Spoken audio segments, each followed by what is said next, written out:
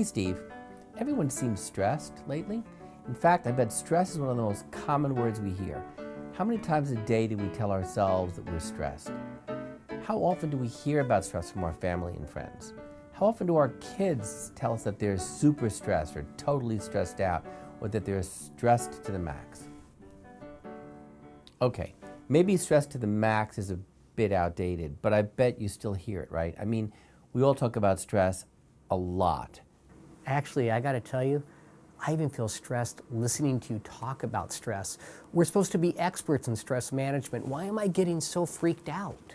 Because stress begets stress. You see one person who's stressed and you feel stressed too. It's the way we interact with each other. But what does that really mean? I mean, let's define stress. When someone says they're stressed, what are they really talking about? So how about this? I just said that stress makes me feel overwhelmed. When I said that, I was thinking literally of a big suspension bridge. The engineers who make that bridge know that the bridge can hold the weight of all the cars and trucks and people who cross the bridge. They know that the bridge can handle the stress, that the structure of the bridge won't get overwhelmed. And that's a fine analogy, except we're talking about people, right? I mean, we're talking about kids. Why are you bringing up bridges?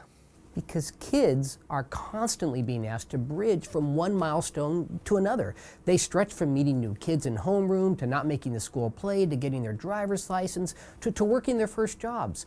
All that stretching stresses them out, and then we pile more on top, and the more overwhelmed they get. Look, I get stressed just picturing myself as a bridge.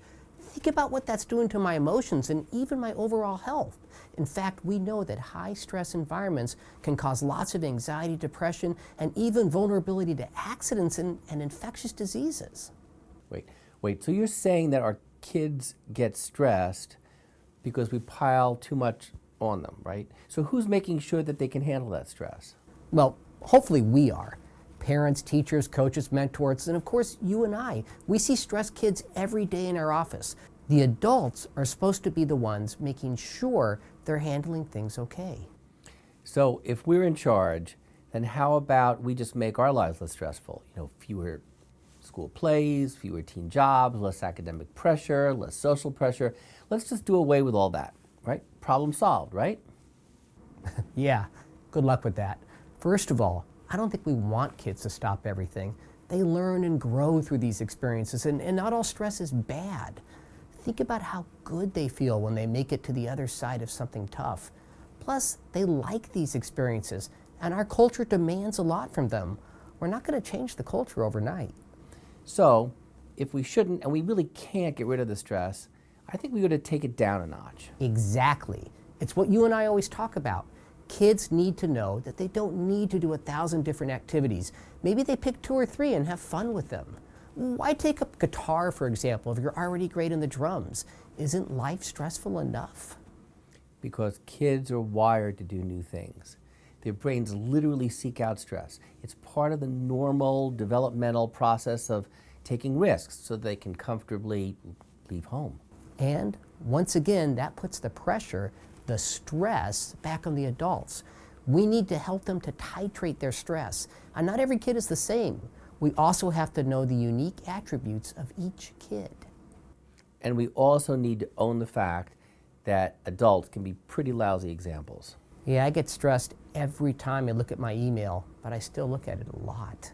My phone rings about 100 times a day. My heart beats a little faster every time.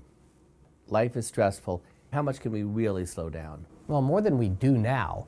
There are all sorts of things that can make stressful experiences less stressful. We can check out unfamiliar things when we have the time and energy to understand the new setting. That's exactly what we tell parents to do with kids who are stressed about, say, a new school. Go meet everyone beforehand, and that way it's less overwhelming. And we can help kids to be more mindful if the stress comes on unpredictably. Wait, how? I mean, you're going to get a kid to meditate? Some will. But here are some other ways to relax. Listen to music, shoot hoops, call up a friend, play a video game. Do what works best for you to relieve stress, but don't do it so often that you avoid stress altogether. Because without stress, there's no moving forward. But also remember that if the stress is too much, If a child stops functioning or withdraws or is just plain losing ground, talk to him. Ask where you can help. And sometimes stress signals things we can treat, like depression or sleep deprivation. We can handle stress, but we just can't be too stressed while we're doing it. Yeah, good luck with that. He's Steve Schlossman. And he's Gene Beresin. And we're the MGH Clay Center, and hope that our conversation will help you have yours.